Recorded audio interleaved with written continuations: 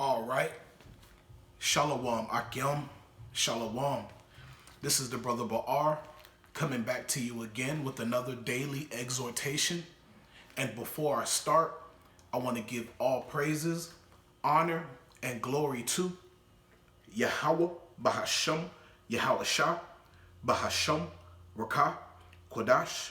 I like to give double honors to the elders and apostles of Great Millstone. I like to give salutations to the Akim preaching the gospel across the four corners of the earth in truth and in sincerity. Shalom, Akim. Shalom. This is Ephesians 6, verse 4. And it says, Ye fathers, provoke not your children to wrath, but bring them up in the nurture and admonition of the Lord. Okay? And I wanted to bring out this precept because through the Spirit, the Lord had given me a precept that I needed to make this lesson, because the spirit behind this lesson was based on a thought that came to my mind. I was pondering on things for the past a particular thing for the past couple days, man, and I decided to do a lesson on this because this phrase never left my mind, it never left my spirit. But the phrase that I wanted to bring out, that I possibly could title this lesson, is that Babylon nourishes our shame. Babylon nourishes our shame, man. Babylon, helps, further, our affliction. And these are the precepts that I'm going to bring out, within this lesson. But, I just wanted to speak a little on that, man. Babylon nourishes our shame, man. Babylon wasn't developed to strengthen us and to build us up. Babylon, the great whore, was developed to destroy us, okay? To destroy our body and to destroy our mind, okay? But this is all of the will of the Most High, And also, it was designed to destroy our families, our households, okay? Our sons and our daughters, okay? And Babylon does nothing but nourishes that, okay? Nourishes the destruction of our people, okay? By laying traps and snares, before us, okay? And establishing their unrighteous decrees, man, okay? Straight destroying families, all right? So I decided to, bring out, some precepts that, that goes along with that first precept, the title of this lesson. Okay, Babylon has nurtured our shame. Okay, but the one thing that, I'm going to start off once again. This is Ephesians 6, verse 4. It says, Ye fathers, provoke not your children to wrath, but bring them up in the nurture and admonition of the Lord. Okay, and first and foremost, the head is Yahweh Shem Yahshua, is the head of our people. Okay, but the head of the family is the father. Okay, and this was a very important role that the Most High gave us. Okay, that we are to nurture and our children in the Lord. Okay, and it says, and ye fathers, provoke not your children to wrath, but bring them up in the nurture and admonition of the Lord. Okay, so I wanted to bring that up also, that it was the man's job to, to do that within his family, within his house. Because as far as like the men goes, the young men that are being raised in Babylon, man, we went through a tough time here in Babylon. Our homes were destroyed, and we didn't have the proper upbringing. Esau has created a toxic environment for us to be brought up in, okay, so we can fail. Okay, so we can feel their prison systems. Okay, so we can be hooked on their drugs. Totally having hate one towards another. This is what we've been born into. Okay, we weren't nurtured in the way of the Lord, being brought up. Okay, in the way. Okay, as children being taught. All right. Actually, let me see if I can find that in the scripture. All right, and I really, in the blue letter, Salakia, I really felt like that was important definition. And it says right here in the Bible usage for nurture, it says, let me make sure, I just want to make sure I got it. This is the proper one. Okay, just want to double check with that one. Okay, Salakia Akim. All right. Right, Khan. Nurture. Okay, G3809. All right. And the Bible usage, okay, of this, and it says, the first part, it says, the whole training and education of children, which relates to the cultivation of mind and morals, and employs for this purpose now commands and our admonitions,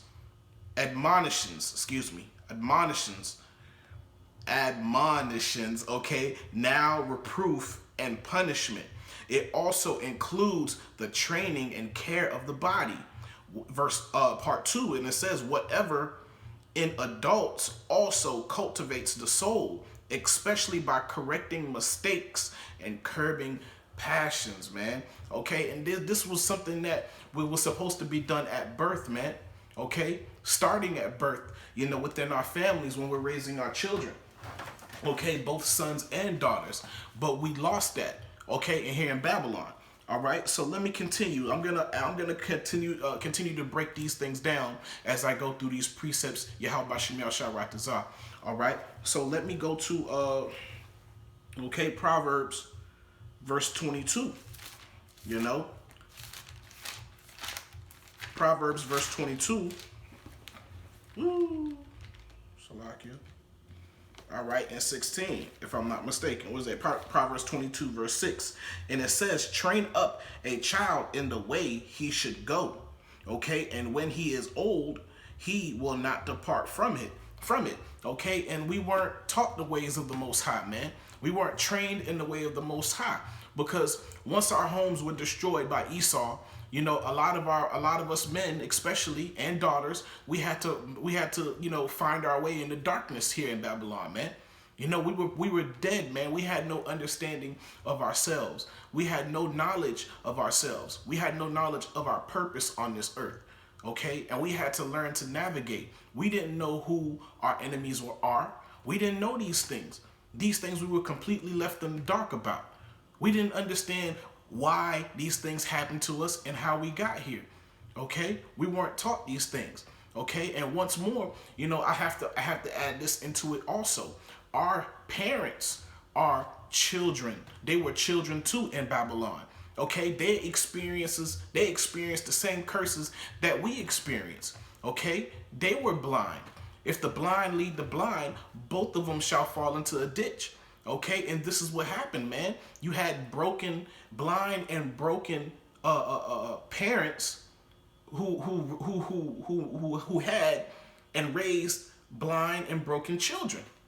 They taught their children to be blind and broken because they weren't being trained up in the way of Yahweh Bashem Yahweh Shai. But the Lord had us all to wake up at an appointed time. Those who he had to wake up, okay, especially the elect. All right.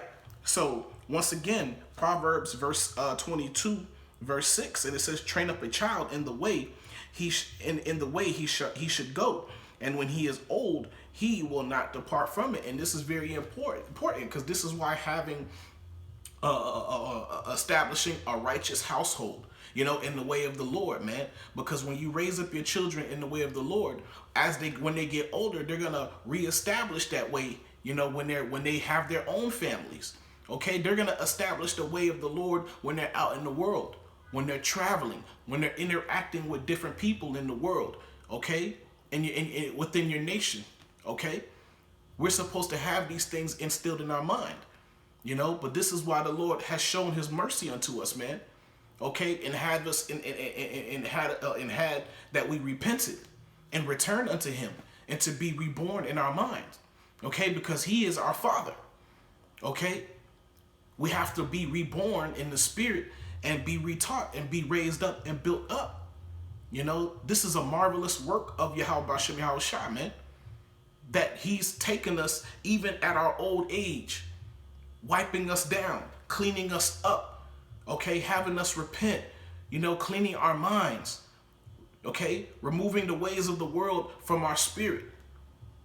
That's our Father, okay? And this is what Esau has been trying to prevent, but he didn't know things were going to happen this way, in this manner, okay? But let me continue as far as our household, man, all right? And going to Deuteronomy 7, okay? Deuteronomy 7, what does Deuteronomy 7 says about our responsibility? Actually, Deuteronomy 6 verse 7, okay, as our responsibility as fathers, okay, and mothers too, but most importantly the fathers, because the father is the head of the household. Because women nurture, women don't raise children or sons. They can raise daughters, but they're not going to raise the daughter, in the right way, because the serpent, he uses Eve to manipulate families, to manipulate the man, and also destroy households. Okay, so this is Deuteronomy 6 verse 7. All right, and I'll start at 6. So Deuteronomy 6 verse 6, and it says, these words which I command thee this day shall be in thine heart. Okay, and thou shalt teach them diligently unto thy children, and shalt talk of them when thou sittest in thine house, okay, and when thou walkest by the way, and when thou liest down, and when thou risest up, okay, and thou shalt bind them for a sign upon thine hand, and they shall be frontless between thine eyes, okay, and thou shalt write them upon the post of thy house and on thy gates, man, okay. And that was our responsibility. We were supposed to rehearse the righteous acts. We were supposed to, teach our children the way. Okay, from generation to generation, this is what we were supposed to do. All right, that was gonna keep us, walking in establish a good relationship with the Most High, man. So we can be blessed, man. So we can be prosperous in our way. Okay, but this is what happened. Okay, Esau. So here we are today. Esau intervened, all right? And one of the ways Esau intervened is this, all right? Going to Mark 3 verse 27, all right? Let's go to Mark 3 verse 27, all right?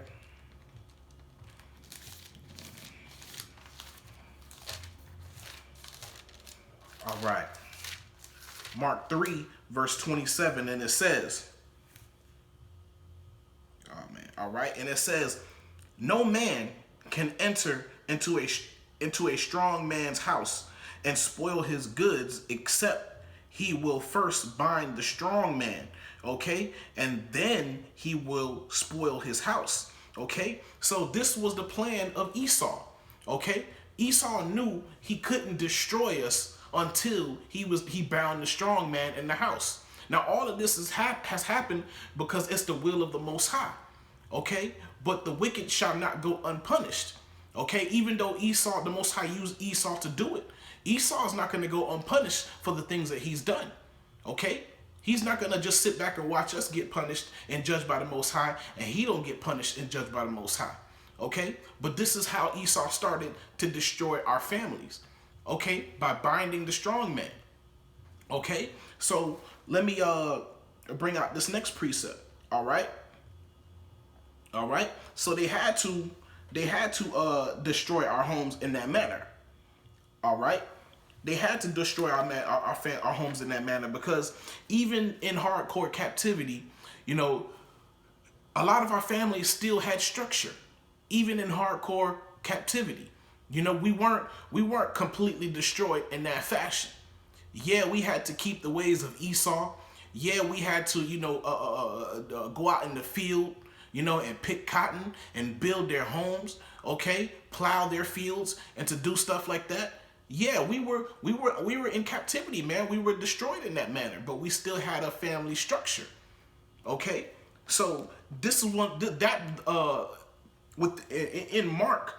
That was one of the first things Esau decided that he was going to do after hardcore slavery. Okay? This was one of the most important things that he's done to our people to destroy us, man. Okay? Okay, and integration as well. But destroying the household was the primary thing. All right? So, going to Zechariah, okay?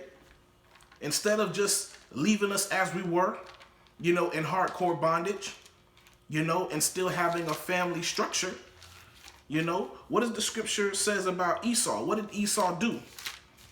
All right. So going to Zechariah, what is that? Zechariah 1 verse 15.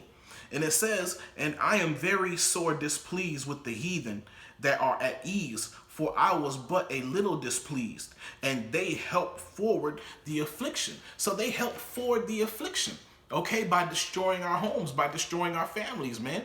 So our sons and daughters could be raised out of the way, okay, out of the way of the Lord, okay. That's a very destructive thing to the psychology of our people, being raised up in homes without the father and the mother being in the homes, okay. But, you know, a lot of our people, a lot of the people that were born here in Babylon and scattered across the four corners of the earth, you know, within the hands of our enemies, but primarily in the hands of Esau, okay? A lot of us were born in families and raised in families with just the father and or just the mother, okay? And some of us brothers has been raised in families where they had fathers and mothers, but their households wasn't always, you know, in a good condition, okay, in a good space. You know, a lot of our parents stayed together just you know, because of the children, but they didn't show, you know, love towards love towards one another in front of their children. Okay, they had their arguments, they had their times where they couldn't stand each other, you know, but still it was good for the children to see that mother and father was in the home, because that was a balance. Okay, the father raised the children, okay, he strengthened their hands, okay, he allowed the sons to overcome that shame, overcome that wound that they've gotten from the world. Okay, that's one thing a father does. A father can raise you up, okay, because a father doesn't cultivate, he doesn't establish a nurturing environment. That's not his job. Mothers nurture. Mothers can nurture. See, and that could be a problem in our household, especially with the men, especially with the young men. Okay, when we're wounded in the spirit, okay, when we you know, have some kind of shame, they're not able to help us overcome. Okay, they're not able to help us overcome. How could the mother do so? She only knows the world. Her perception of the world is from the perception of a woman. She has no idea what it's like to be a man. So how could she strengthen the hands of her sons by doing so? How could she prepare their minds and help them overcome? She doesn't know how to. She's the weaker vessel. How could she show the stronger vessel? Unless the Lord put it in her spirit to guide you in the way of the Lord, to have, if she's a single mother, to have a man in the household, you know, a man who reads the scriptures, unless that happens. But how often has that happened to us brothers? Okay, a lot of us were just raised in a single mother home, okay, and Esau set it up to be like that, to destroy the family, okay, and primarily to destroy the men, okay, and our daughters grew up being whores, and our sons grew up being weak, okay. That was very detrimental for Esau, man, to bind the strong man. This is how he helped further our affliction. Okay? One or two things happen when you remove the father from the household, the strong man from the household. You take away, okay, so two things happen with a lot of us. A lot of us are either closed in or a lot of us lash out, you know, because there's no balance in our spirit. Okay, and Esau has laid snares before us to trap us up because we were raised emotionally unstable. Okay, so let me continue. All right. Let me go here. Okay, he furthered our affliction by doing things like that. But what does the Most High think about the way Esau goes about things, man? All right, this is Deuteronomy 28, verse 19. And it says, "Cursed be he that perverted the judgment of the stranger, fatherless, and widow." And all the people shall say, Amen. Okay, and that's a commandment of the Most High, man. Okay, he said, "Cursed be he that perverted the judgment of the stranger," man, fatherless and the widows. And that's what they've done. They've perverted our way intentionally. Okay, turning things upside down. Okay, feeding us lies, having us go through their school system. Okay, feeding us this madness in the media. This is how they nourish our shame. They see us out here naked and they nourish it.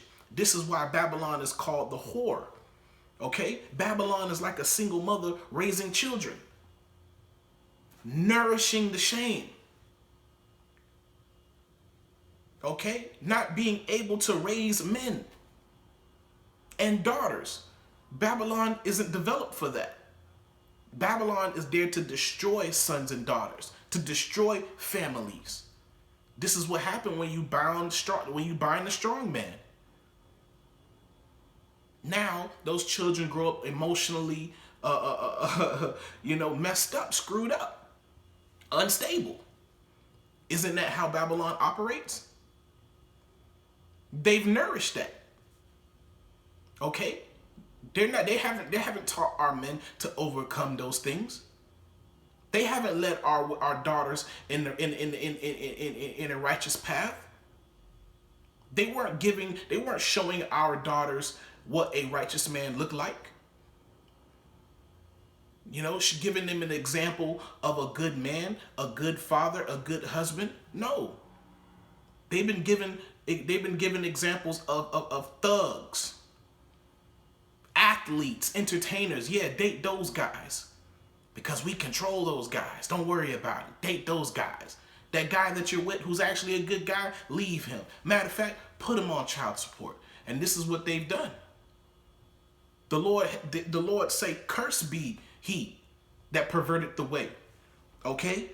Cursed be he, Salakia, one more time. "Cursed be he that perverted the judgment of the stranger." Fatherless, man. Okay?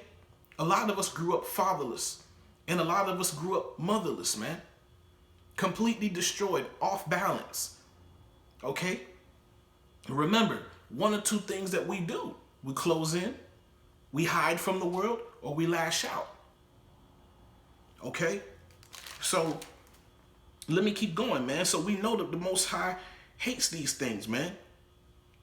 Okay? But Esau furthered the affliction. All right? So let me go to Isaiah 3.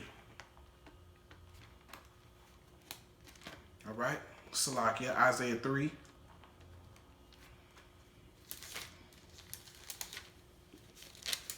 All right? Isaiah 3, verse 12. And it says, "As for my people, children are their oppressors, and women rule over them. O my people, they which lead thee cause thee to error, and destroy the way of thy paths," man. Okay? And this is one of the things that Esau has used, man. Okay? It says one more time, Isaiah 3, verse 12, and it says, "As for my people, children are their oppressors, man." Okay? Children, that's twofold. That's actual, Esau, he's a child, man. Okay? He has no discipline, man. He has no father. Okay? He doesn't keep the way of the Most High. And they're our oppressors, man. They don't shun wickedness and evil. They nurture it. Okay? And what does it say? And it says, and women and children also, they use our children to oppress the fathers, putting them on child support. Okay? And once they're put on child support, if she wants to receive, those benefits, those cash benefits, the man can't be in the household.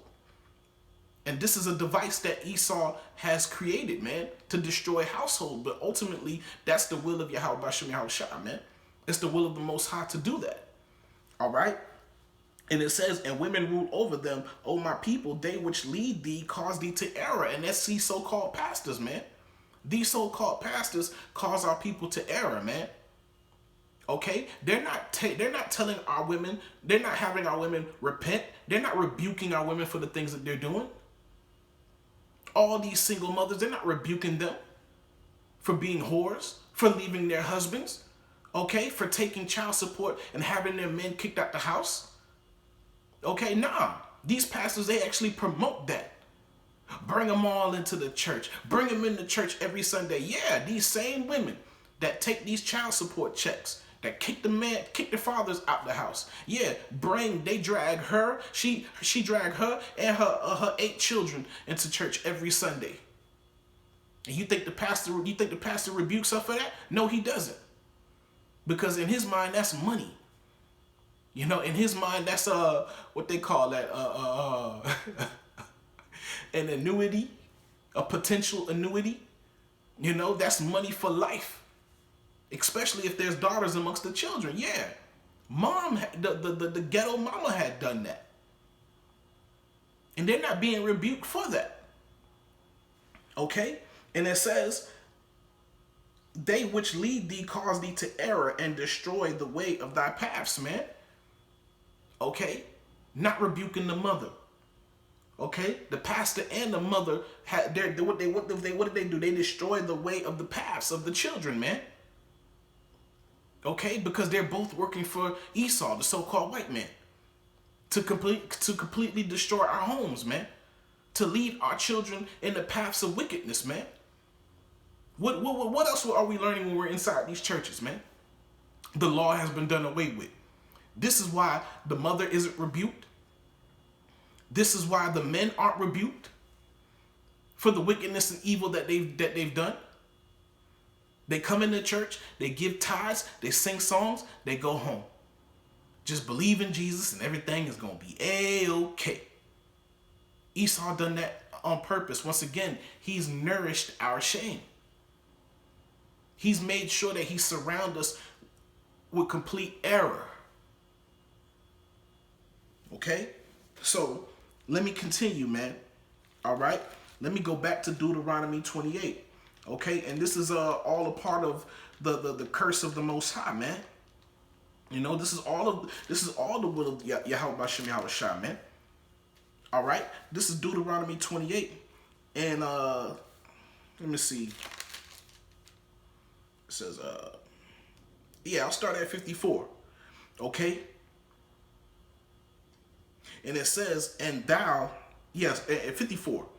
Deuteronomy 28 verse 54, and it says, so that the man that is tender among you and very delicate, his eye shall be evil toward his brother, okay, and toward the wife of his bosom, and towards the remnant of his children, which he shall leave, man, okay, so that he will not give to any of them of the flesh of his children, whom he shall eat, because he hath nothing left him in the siege.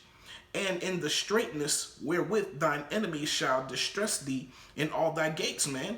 Okay? And this is what happened, man. In the straightness wherewith thine enemies shall distress thee. And hasn't he distressed us, man? Okay? Aren't we in the siege still? Aren't we still in the hands of our enemies and surrounded by them? We're not in our own land. We're completely surrounded by our enemies, man. Primarily the so-called white man, Esau. Okay, so our men are distressed, man. Because of child support and the wicked woman, our men leave these homes, man. A lot of them have no choice for their own peace of mind. They have no choice but to leave. And they hope when their children get to a particular age, when they enter into adulthood, that they'll understand his reasoning. But by that time, a lot of these children don't want to hear that reasoning. They gonna be like, you wasn't there. You ain't do nothing. But they ain't tell you all the things. Your mother didn't tell you all the things that he did. in the midst of all those years. Steady degrading him in all those things. But it's his fault too. He should have been more wiser on who he chose to have children with. But once again, we were in darkness. We didn't have no understanding. Okay? That was the will of the Most High, man. That was our punishment, man. That was a curse. But then Esau furthered our affliction by adding unrighteous decrees. Okay? And doing wicked things like that and nourishing our shame. That's a shameful thing to not have the father in the household. Okay? And it says right here in verse 55. I mean, verse 56. And it says, the tender and delicate woman, okay, among you, which would not adventure to set the sole of her foot upon the ground for delicateness and tenderness, her eyes shall be evil towards the husband of her bosom, man, and towards her son, and towards her daughter, okay, and towards the young one that cometh out from between her feet, and towards her children which she shall bear.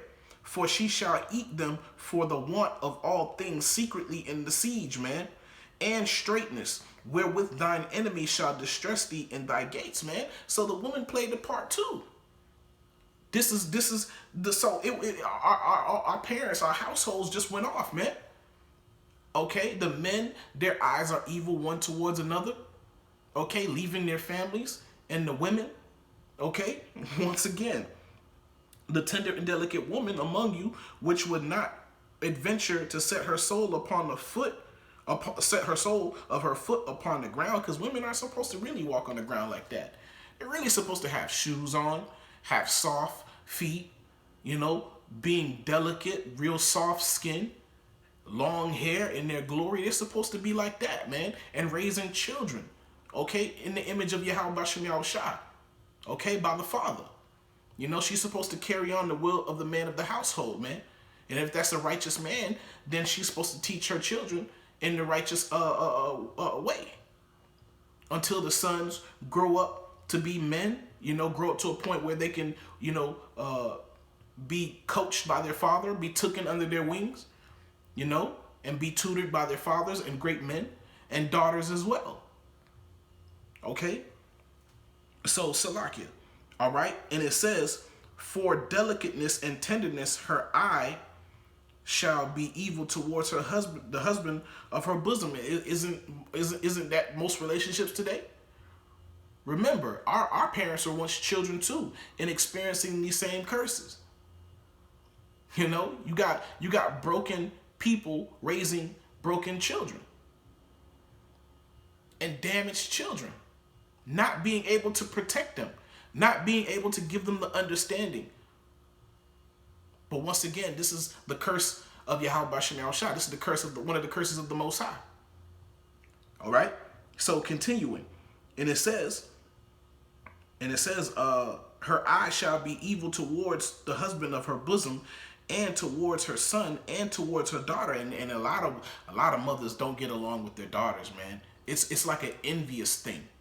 It's a thing of envy, because the daughter is the younger version of the mother, you know? And sometimes they're jealous that oftentimes the father loves the daughter more than the mother, because this is a woman that he's raised from birth. And this woman loves her father. Truly. And a mother could envy that also. Okay? And Salakia, let me keep going. And it says, verse 57, and it says, and towards her young one that cometh out from between her feet, and towards her children, which she shall bear, man. Okay? And haven't we seen that in the news? Okay? These women and these men as well, killing their children. Okay? You've seen stories on the news where the woman killed her baby dad, the father of the children, and killed the children, losing her mind. And this is nothing new. This has been going on for years, and it's never really publicized like that. It's never a big deal. You'll see it on the news one day, and then it'll be over with. It's never, but that's a major thing. There's something psychologically wrong with our people. Killing families, man. Oh, I'm mad at this nigga. I'm mad at him. They do it out of spite. They kill the children out of spite for the father. Or the father does the same thing. Kill the children out of spite for the mother. These are the households that our children are being raised up in. Completely destroyed households, man. All right? And also, it says, okay, and towards the children she shall bear, for she shall eat them for the want, okay, for want of all things secretly in the siege and straits, okay, wherewith thine enemies shall distress thee in thy gates. And that's the one thing too, man. They eat our children, the father and the mother, okay, by sending off our children to be professional athletes. That's one of the ways, man, okay, because they want to eat from that. They want to make sure that that child is trained up to be a professional athlete or whatever, form of entertainment that he or she is going to do, so they can eat, so they can benefit off of that. But a lot of these children end up living horrible lives because by the time they get to where they go, by the time they get to where they want to go or where they're pushed to go, and they're at the highest level, they realize that it was never their dream. They really didn't want to be an athlete that much. They didn't want to be an entertainer that much. But it was something that their parents pushed them to do. They end up being hooked on drugs, committing suicide, because now at that level, not only they never wanted to be there in the first place, now they're being surrounded by the elite of our enemies, having to be involved in a lot of the wickedness and evil that they're a part of. Once again, Esau nourishing our shame, taking advantage of broken households, putting the bottle to our mouth and watching us stagger and looking at our shame. Okay? So, man, it says, wherewith thine enemy shall distress thee in thy gates, man. All right? So let me bring out this last precept, man. It was just something that was on my mind, and I wanted to speak on it, man. I just wanted to bring out these precepts that I felt would go with that title, with that thought. All right. So let me go to Colossians real quick before I close shop. Okay. So, oh no, it's over here. Where you at? There it is. All right, so I'm going to go to Colossians 3, verse 21, and I'm going to wrap this up. All right, Colossians 3, verse 21, and it says, fathers, provoke not your children to anger, lest they be discouraged. Okay, and let me look up that word for discouraged and the meaning of that word. Salakia, let's see.